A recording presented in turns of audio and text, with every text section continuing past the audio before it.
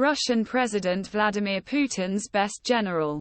General Staff Valery Gerasimov, chief, according to a alleged sound leakage, fainted after hearing an angry rant from a fired bottom.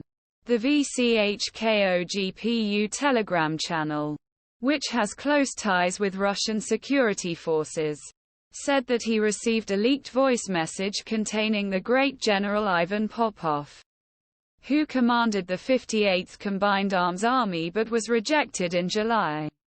Popov said in a voice published by Russian deputy Andrei Gurylyov, Kremlin was fired as a commander after telling truth about best rice and situation in Zaporizhzhia region of Ukraine. Russian sources, including VCHKOGPU Telegram channel, claim that old Popov subordinates deployed on the facade of Zaporizhzhia have contacted him among military mishaps.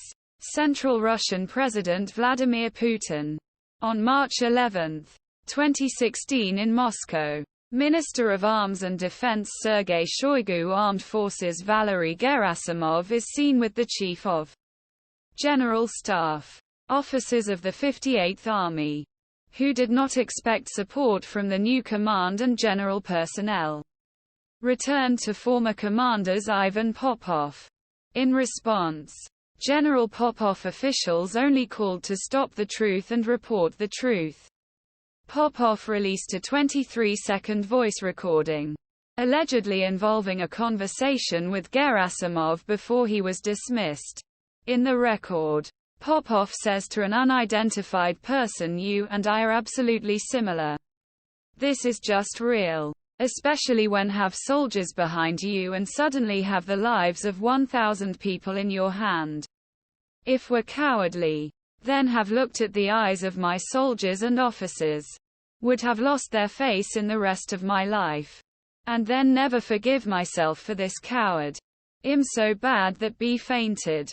The War Research Institute, a US-based thinking tank, said analysis of conflict in Ukraine on September 2, claiming that Popov's contact with old subordinates, if it is true, did not gain confidence of change, because challenges faced by Russian defense Adaha or Western Zaporizhzhia because it is less open under high-level Russian leadership.